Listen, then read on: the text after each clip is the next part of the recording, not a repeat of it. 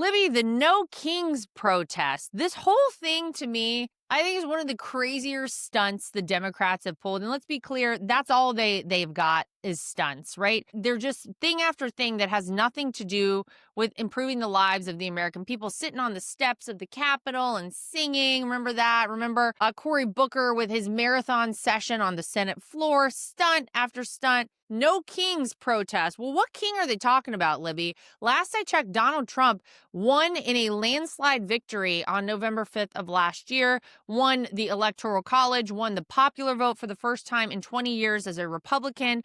There wasn't even a question that the American people overwhelmingly voted him in office. So what did you think of the No Kings protests across the nation? Because I got to tell you, a lot of these people looked to me like they didn't want to be taken seriously. Saw a lot of people doing a lot of dress up stuff, and it looked pretty silly to me. Yeah, there were a lot of ridiculous people out, and the president actually said, I'm not a king, obviously. He works really hard, and he pointed that out. The people with this No Kings protest, it's the only thing they can come up with because they don't actually have a policy platform.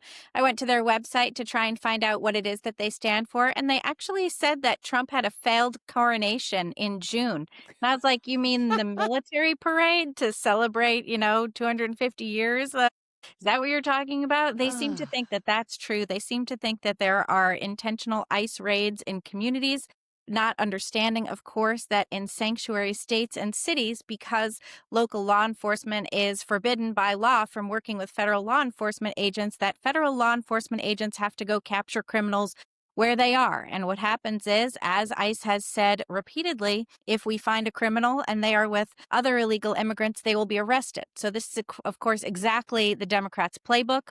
They're using their own policies to harm other people and to try and make the federal law enforcement agents look bad, which is absurd. It was mostly boomers out there, mostly people wearing little costumes. There was one person out there actually dressed up like Charlie Kirk's alleged assassin, Oh which I my think is an gosh. incredibly poor taste. And in Chicago, there was a woman who has been reported to be an elementary school teacher who was literally holding her fingers like a gun to her neck and dancing around as she mocked Charlie's murder. Oh God, that's horrific to say the least, obviously.